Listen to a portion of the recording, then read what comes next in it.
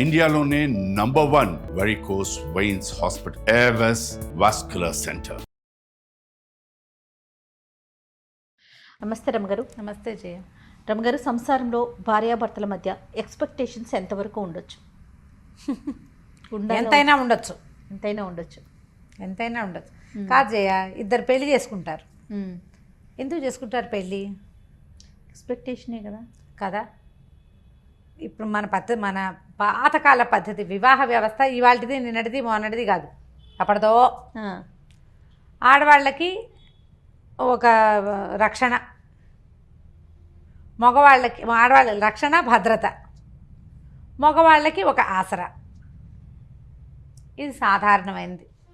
వీళ్ళిద్దరూ కలిసి సంసార రథాన్ని ముందుకు తీసుకెళ్తారు, సంతానానికి అంటారు, వాళ్ళ అమ్మా నాన్నని హలో అంటారు, వీళ్ళ అమ్మా నాన్నని చూసుకుంటారు, ఏదో సంసారాన్ని వృద్ధి చేస్తారు, పిల్లల్ని జాగ్రత్తగా చూసుకుంటారు. మామూలుగా జరిగేవి. అయితే ఒకళ్ళ మీద ఒకళ్ళకి ఎక్స్పెక్టేషన్స్ ఖచ్చితంగా ఉంటాయి. ఏ ఎక్స్పెక్టేషను లేకుండా ఇద్దరూ కలిసి ఉండరు కదా. యాత్రికులు అనుకో, నువ్వు ఆ దారిని వచ్చావు, నేను ఈ దారిని వచ్చావు, ఇద్దరం కలిసి ఓ దారిని నడిచేలాం, ఎవరి దారిని వాళ్ళు పోతాం అనుకుంటాం. ఇష్టమైతే నడుస్తాం, లేకపోతే లేదు, మానపడేస్తాం. పెళ్ళి ఎట్లా? కలిసి నువ్వు ప్రయాణం చేయాలి జీవితాంతం వరకు. మీ ఇద్దరు కలిసి ఉంటే మీ ఇద్దరే ఉండరు కదా. మీకేమో అటో కుటుంబం ఇటో కుటుంబం రెండు ఉంటాయి. మీ ఇద్దరు కలిసి ఓ కుటుంబం, మళ్ళీ మీకు సంతానం. అది సజావుగా జరిగేదే. ఇప్పుడు ఇదంతా గోల్ లేకుండా జరిగిన నాళ్ళు బాగానే ఉంటుంది. ఎవరికి ఎక్కువ ఎక్స్పెక్టేషన్స్ ఉన్నా ఇబ్బంది. అసలు లేకపోతే ఇంకా నువ్వు కలిసి ఉండటంలో అర్థమే లేదు. ఏదో కొంత ఉండాలి, ఎంతో కొంత. అయితే మితిమీరిన ఎక్స్పెక్టేషన్స్ కానీ, అసలు ఒక సాధారణమైన ఎక్స్పెక్టేషన్ కూడా తీర్చని తనం కానీ, ఈ రెండు కష్టం. మితిమీరటం ఇప్పుడు ఒక సామాన్యమైన కుటుంబం. ఈ అమ్మాయికి తన బర్త్డే అంగరంగ వైభవంగా చేసేయాలి. ఓకే. ప్రతి బర్త్డేకి భర్త ఏదైనా కొనిపెట్టేసేయాలి. స్పెషల్ గిఫ్ట్లు బాగా చేసేసేయాలి. ఎప్పుడు ఏం కావాలన్నా లేదనకూడదు, కాదనకూడదు, ముద్దుగా చూడాలి, అలా ఎలాగో చూసుకోవాలి, అద్భుతంగా చేసేసేయాలన్నీ. ఇవి అందరు ఆడపిల్లలకి ఉంటాయి. మీకు ఉండవా అంటావు నన్ను, నాకు ఉంటాయి, అందరికీ ఉంటాయి. అవతల వాడి శక్తియుక్తులు, వాడి సమయం, పరిస్థితులు, అవకాశాలు. ఇప్పుడు ఇవి ఏంటంటే కొంచెం భార్య పుట్టినరోజు గుర్తుపెట్టుకోవాలి, పెళ్లి రోజుని కాస్త పలకరించాలి, ఏదో మరి చక్కగా మాట్లాడుకోవాలి. ఆమె అడిగిన 100 వస్తువుల్లో సగం కాదు, పావు కాదు 10 100లో 10 చెయ్యాలి. ఒకసారి కాకపోతే ఓసారైనా కాస్త ముద్దుగా ముచ్చటగా మురిపంగా చూసుకోవాలి. ఎందుకంటే ఆమె నీకు తోడు, భగవంతుడిచ్చిన స్నేహితురాలు. భార్యని బాగా చూసుకోవడం చేతకాని వాడు ఎందుకు పనికిరాని వాడు అన్నాడు చాణక్యుడు. భార్యని బాగా చూసుకోవాలి, అది వస్తేనే నీకు ఏదైనా వచ్చినట్టు. నీకు ఇదే రాకపోతే ఆయన నీటి మీద కూడా చెప్పాడు నీతి. దాన్ని కూడా వదిలిపెట్టలే. అదే కదా. కానీ మళ్ళీ భార్యలకు బోల్డ్ చెప్పాడు, భార్యలు అలా ఉండకూడదు ఇలా ఉండకూడదు అని ఆయన చాలా చెప్పాడు చాణక్యుడు. ఇంత మాత్రం చేయాలి. కానీ కనీసం భార్యల మామూలు వ్యవహారాలని కూడా పట్టించుకోకుండా, నాకు చెప్పకుండా ఊపిరి కూడా పీల్చుకోకూడదు అనేవాళ్ళు. నాకు చెప్పకుండా ఎందుకు చేసావు అని పోట్లాడేవాళ్ళు. మామూలుగా అసలు ఒక వైఫ్ సహజంగా కోరుకుంటుంది కొంత భర్త తనతో ప్రీతిగా ఉండాలి, ప్రేమగా ఉండాలి, తనంతట తన దగ్గరికి తీసుకోవాలి, తనంతట తను ఏదైనా అయ్యో తిన్నావా, అది పడుకున్నావా, లేచావా, ఏమిటి మొహం అలా ఉంది, ఒంట్లో బాగోలేదా, మినిమం అవి కూడా చేయని వాళ్ళు చాలామందే ఉన్నారు ఇప్పటికి కూడా. చక్కగా భార్యలతో ఫాయిదాగా ఉండి అన్ని పనులు చేస్తూ కావాలంటే ఇంట్లో పని కూడా చేసేస్తూ, పిల్లల్ని ఆడిస్తూ, ఆ అమ్మాయి ఉద్యోగంలో కూడా హెల్ప్ఫుల్గా ఉండేవాళ్ళు ఉన్నట్టే ఏమీ పట్టించుకోకుండా పాతకాలము రైతు కుటుంబాల్లో మగవాడు వెళ్ళిపోయి ఆడవాళ్ళు పనిచేస్తుంటే పట్టించుకొని ధోరణి ఉండేది చూడు. ఒక పాత ధోరణి, వెనకబడిన ధోరణి. ఆడాళ్ళని పెంచకూడదు, ఆడాళ్ళకి ఏం చూడకూడదు, దానికి ఎక్స్పెక్టేషన్ ఏమిటి, గాడిద గుడ్డు లాంటి భావాలు ఉన్నవాళ్ళు కూడా ఇప్పటికీ ఉన్నారు. మార్చుకోవాలి, వాళ్ళు మారాలి. వీళ్ళు ఓవర్ ఎక్స్పెక్టేషన్స్, గ్రేట్ ఎక్స్పెక్టేషన్స్ ఆడవాళ్ళు తగ్గించుకోవాల్సి వస్తుంది. మగవాళ్ళకు కూడా కొన్ని ఎక్స్పెక్టేషన్స్ ఉంటాయి కదా పాపం. వాళ్ళకు కూడా ఇప్పుడు అమ్మాయి ఇంట్లో ఉంటుందనుకో, ఇంట్లో ఉండే అమ్మాయి అయితే తను వచ్చే వేళకి ఏదో కాస్త కాఫీయో టీయో పోయాలి, టైంకి వేళకి అన్నం పెట్టాలి, వాళ్ళ అమ్మా నాన్నని బాగా చూసుకోవాలి, తనతో బాగా ఉండాలి. ఈయన ప్రేమగా ఉంటాడు, ఆవిడ ఎందుకు ఏమిటి పిచ్చివేషాలు అంటుంది. ఈయన కొంచెం బాగా రొమాంటిక్గా ఉండే ధోరణి, ఆవిడ అంత రొమాంటిక్ కాదు. ఇవన్నీ కోరుకుంటారు సహజంగా. భలే చెప్తారు రమ్మగారు. అవునా కాదా జయ చెప్పు. నేను ఈజీగా చెప్పేస్తాను. ఓకే. ఉంటారు ఇవన్నీ ఉంటారండి, ఉంటారు ఖచ్చితంగా. ఇప్పుడు లేదా ఇతనికి నీట్గా క్లీన్గా టైడీగా అలా ఎలాగో తను వచ్చేసరికి చక్కగా సినిమాటిక్గా అలంకారం చేసుకుని ఇల్లు నీట్గా దుడిచేసేసి ఏమిటో ఎట్లాగో చేసేసి చేయాలని తను, లేదా తన మాటే వినాలి, అన్నిటికీ తన మాటే వినాలి. వాళ్ళ అమ్మ నాన్న పేరెత్తకూడదు, ఫ్రెండ్స్ పేరెత్తకూడదు, ఎక్కడికి వెళ్ళకూడదు, ఎప్పుడు తనతోటే ఉండాలి, తన మాటే వినాలి, తను అనుకున్నదే చేయాలి. తను వద్దంటే గాలి పీల్చడం కూడా మానేయాలి భార్య. ఆ ఎక్స్పెక్టేషన్స్ వీళ్ళకి ఉంటాయి. రెండూ తప్పే కదా జయ. అవునవునండి, ఖచ్చితంగా అండి. నన్ను నేనే క్వీన్గా ఉండాలని అమ్మాయి అనుకోకూడదు, నేనే కింగ్ అని ఇతను అనుకోకూడదు. ఇప్పుడు రీచ్ కావట్లేదు అనుకుందాం ఎక్స్పెక్టేషన్ని, ఇద్దరిలో ఒకరు రీచ్ కావట్లా, ఎలా మార్చుకోవాలండి పార్ట్నర్? ముందు మొదట మాట్లాడుకోవాలి. కొంతమంది వినరు, మాట్లాడుకోవాలి అనగానే మన కామెంట్లు వచ్చేస్తాయి, మాట్లాడే వినరండి వినరండి వినరండి, 20 ఏళ్ళ నుంచి ట్రై చేస్తున్నానండి, వాళ్ళు వినరు. ఓకే, అప్పుడు ఏం చేస్తాం, ఎక్స్పెక్టేషన్స్ తగ్గించుకోవాలి. మనకి ఇంతంత ఉన్నాయనుకోండి, వాటిని చిన్నవి చేసుకోండి. ఓకే, కనీసం ఇది మీట్ అయ్యాం, విన్నరు అని తెలుస్తోంది. మీరు కొన్ని సంవత్సరాల నుంచి ప్రయత్నం చేస్తున్నారు కదా, అది వదిలేయండి. అది కరెక్టా కాదా? వదిలేయాలి. ఎన్నని వదిలేసుకోవాలి అని ప్రశ్నిస్తారు మళ్ళీ. ఏనైనా వదులుకోవాల్సిందే, సంసారం వదులుకోలేం కదా చచ్చి. ఏం చేస్తాం? అందుకని ఇప్పుడు రీచ్ కాలప్పుడు మీరు అన్నట్లు వదులుకోవటమే మంచిది కదా.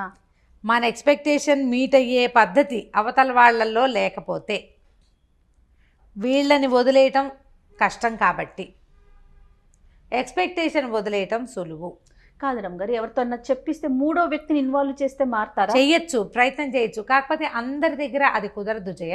మూడో వ్యక్తిని ఇన్వాల్వ్ చేయొచ్చు. ఆ అమ్మాయికి ఒక మినిమం ఎక్స్పెక్టేషన్స్ ఉన్నాయి, వాటినైనా నువ్వు మీట్ అవ్వాలి అని అతను అక్కలో చెల్లెళ్ళో అమ్మలో ఫ్రెండ్సో చెప్పచ్చు. కానీ వాళ్ళు వినద్దు, వాళ్ళు మాత్రం అబ్బాయి అంతే నువ్వు అలా ఇవ్వే సర్దుకో అనేవాళ్ళు లేరు. ఉంటారు. వాడు అలాగే ఉంటాడు, నువ్వు సర్దుకో. వాడు అలాగే ఉంటాడు, నువ్వు అడ్జస్ట్ అవ్వు.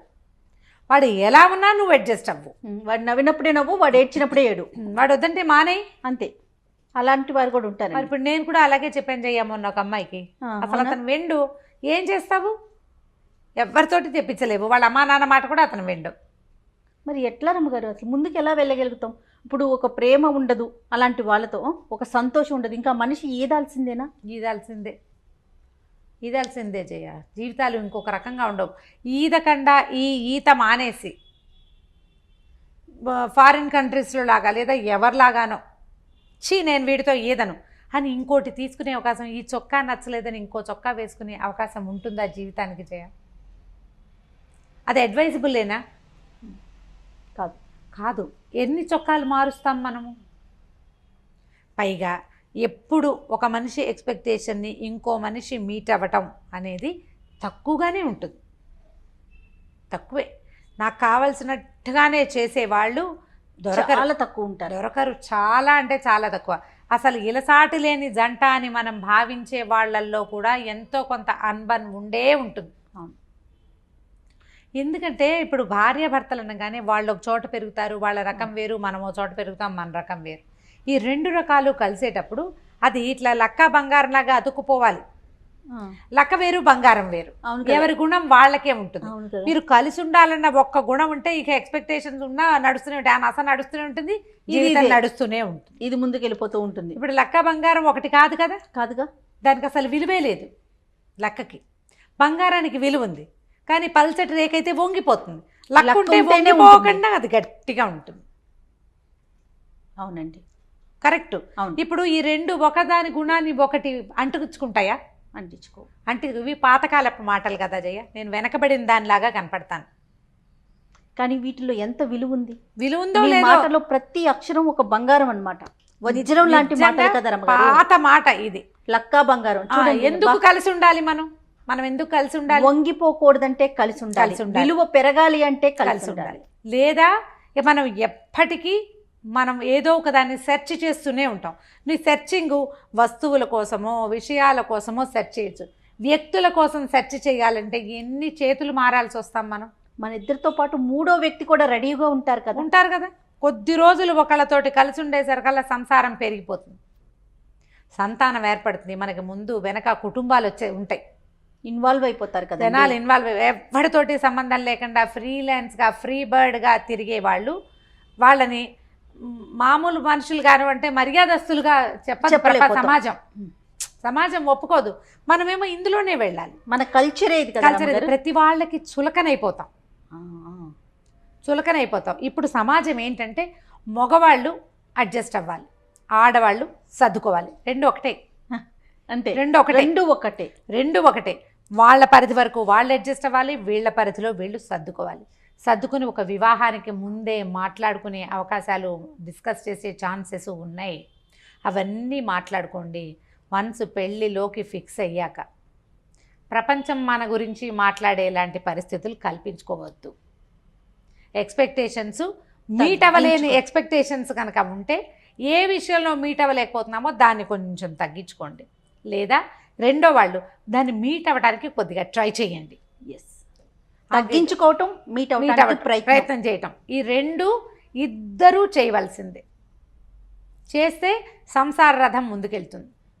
నేను అనుకుంటారమ్మ గారు, ఇలాంటి ఎక్స్పెక్టేషన్స్ రీచ్ కావట్లేదు, ఇబ్బంది పడుతున్నప్పుడు ఇటు పేరెంట్స్ కానీ అటు పేరెంట్స్ కానీ కొంచెం కల్పించుకొని వాళ్ళిద్దరిని కలిపే ప్రయత్నం చేస్తే మరింత అక్షింతలు వేయటం, మరింత గ్యాప్ను పెంచే ప్రయత్నాలు కాకుండా అలాగే చేస్తారు. అదే జరుగుతుంది. ప్రధానమైంది మనతో ఉన్న రెండో వ్యక్తి, వీళ్ళతో ఎందుకున్నామా అని నిత్యము ఏడుస్తూ ఉంటే, నిత్యం ఫీల్ అవుతూ ఉంటే, ఎందుకు మన బతుకు వేస్ట్ కాదు? అదొక జీవితమా? అది మన పార్ట్నర్ హ్యాపీగా లేనప్పుడు, హ్యాపీ కాదు కానీ హ్యాపీగా లేకపోయినా పర్వాలేదు, ఏడుస్తూ ఉంటే భరించలేనితనం. ఆ బంధమే అనవసరం కదా. ఈ అనవసరమైన బంధాన్ని ఎందుకు కొనసాగించాలని అవతల వాళ్ళకి అనిపించడం ఎంత న్యాచురల్. ఇప్పుడు నా బొట్టు నీ బొట్టు దాన్ని చెప్తే ఏమంటాం మనం? ఫ్రెండ్స్ ఏమంటారు? ఏచి ఇంకా వీళ్ళతో ఎందుకు, ఈ అమ్మాయితో ఎందుకని మగవాడి ఫ్రెండ్స్ అంటారు, ఈ మగవాడితో ఎందుకని అమ్మాయి ఫ్రెండ్స్ అంటారు. చెరో పక్కన లాగుతారు. ఇక్కడ అడ్జస్ట్ అవ్వాలా, ఇంకో చోట అడ్జస్ట్ అవ్వాల్సి రాదా? కానీ కాదు కరమ్మ గారు, ఆ మనిషి యొక్క ఘోష ఎంత కొట్టేస్తుంది, ఎంత బాధ అనిపిస్తుంది కదా. యువతల మనిషి మీకు అది ఎంత తగులుతుంది కదా, ఎంత తగులుతుంది, ఎంత బాధ, ఎంత హింస. పోనీ నువ్వు ఇక్కడ సరిగ్గా లేవు, రేపొద్దున ఇంకా కొంచెం జీవితాలు ముందుకెళ్ళావనుకో, అక్కడ అబ్బో ఓసారి ఇలా అయ్యింది, ఈసారైనా సర్దుకోవాలనిపిస్తుంది. నువ్వు మొదటే ఎందుకు సర్దుకోవు? నువ్వు ఆ సర్దుకోవటం మొదటే ఎందుకు చేయకపోతావు? ఇంట్లో వాళ్ళు కూడా ఒక పెళ్లి ఫెయిల్ అయింది, రెండో పెళ్లి చేసాం, ఇప్పుడైనా సర్దుకోవాలనుకుంటారు. మీరు మొదట ఎందుకు సర్దుకోరు? వదిలించేసుకోవాలని చూడటం, రెండోసారి పూర్తిగా అడ్జస్ట్ అయిపోవాలని చూస్తారు. అవును, అది కూడా జరుగుతుంది. మొదటిసారేమో చాలా చూస్తారు, రెండోసారేమో డిపెండ్ అయిపోతూ ఉంటారు. అది కొంచెం ఆలోచించండి. కుటుంబాల్లో ఆలోచించాలి, పెద్దవాళ్ళు ఆలోచించుకోవాలి. వైఫ్ అండ్ హస్బెండ్ పెళ్ళిళ్ళు చేసుకున్నటువంటి వాళ్ళు ఆలోచించాలి. వీళ్ళ మధ్య సంతానం అంటే వాళ్ళ గురించి ఆలోచించాలి. ఓకే, లెట్ ఇట్ బి, ఇప్పటిదాకా ఏదో అయ్యింది, ఇప్పుడైనా ఒక మ్యారేజ్ కౌన్సిలర్ దగ్గరికి వెళ్దాం. ఇవి నా ఎక్స్పెక్టేషన్స్, ఇతను మీట్ అవ్వట్లేదు అని అమ్మాయి చెప్పి, ఇది నా ఎక్స్పెక్టేషన్స్, ఈ అమ్మాయి మీట్ కావట్లేదని ఆయన చెప్పి, మధ్యలో ఒకళ్ళని పెట్టుకుని ఈ రెండు ఎక్స్పెక్టేషన్స్ ఈ పొడుగులు ఉన్నాయి కదా, వాటిని ఇట్లా దగ్గరికి తగ్గించుకోవటం చేసుకుంటే కొంత బెటర్గా ఉంటుంది. ప్రయత్నం చేసి తీరాలి ఖచ్చితంగా. ఇప్పుడు మన సమాజం చాలా చిన్నది, ప్రపంచం పెద్దదైపోయింది, సమాజం మాత్రం చిన్నది, సమాజాలు చిన్నవైపోయినాయి. ఈ చిన్నవైన సమాజాల్లో మనకి భగవంతుడు తోడుగా ఇచ్చిన ఒక పెళ్ళితో ఇచ్చిన వ్యక్తిని చెడగొట్టుకోవద్దు. వాళ్ళంతా చేసుకోవట్లేదా రెండో పెళ్ళి, మూడో పెళ్ళి, 36వ పెళ్ళి అంటే మరి వాళ్ళ పిల్లల జీవితాలు ఎలా ఉన్నాయో ఒకసారి చూడండి. అంతే కదా. వాళ్ళ పిల్లల భవిష్యత్తు ఏమిటి, వాళ్ళ మానసిక స్థితి ఏమిటి, ఎంత ఇన్సెక్యూరిటీ తోటి బాధపడతారు ఆ పిల్లలు. ఎవరినో చూసి వాత పెట్టుకోకూడదు కదా. ఇప్పుడు తప్పనిసరి పరిస్థితులు కొన్ని ఉంటాయి జయ, చాలా క్రూరమైన వాళ్ళు, లేకపోతే మానసిక స్థితి సరిగ్గా లేని వాళ్ళు, వీళ్ళవి ఎక్కడ ఏ రకమైన అడ్జస్ట్మెంట్కి అవకాశం లేని వాళ్ళు, ఇంకా వేరే దారి లేనప్పుడు వేరే కథ. అడ్జస్ట్ అయితే సరిపోతుంది అనిపించినప్పుడు మాత్రం, మీకు అనిపించదు అడ్జస్ట్ అయితే సరిపోతాను, మీ ఫ్రెండ్స్, మీ కలీగ్స్, మీ పేరెంట్స్ నువ్వు కాస్త తగ్గు అని చెప్తే తగ్గిపోండి. ఎక్కడ తగ్గాలో ఆలోచించుకోండి. ఇది కాదు, ఇది తగ్గినా కూడా ఏమీ పొసగదు అంటే ఇక చేయగలిగేది ఏమీ లేదు. అందరి దారే గోదారి, మన దిగును తప్పదు కదా. అంతేగా. కానీ అడ్జస్ట్మెంట్ అయితే సరిపోతుంది అని అనుకున్న విషయాల్లో కొంచెం తగ్గించండి, కొంచెం పెంచండి, మొత్తానికి సర్దుకుని ఉండండి. అంతే. సూపర్. నమస్తే. నమస్తే చెయ్యి.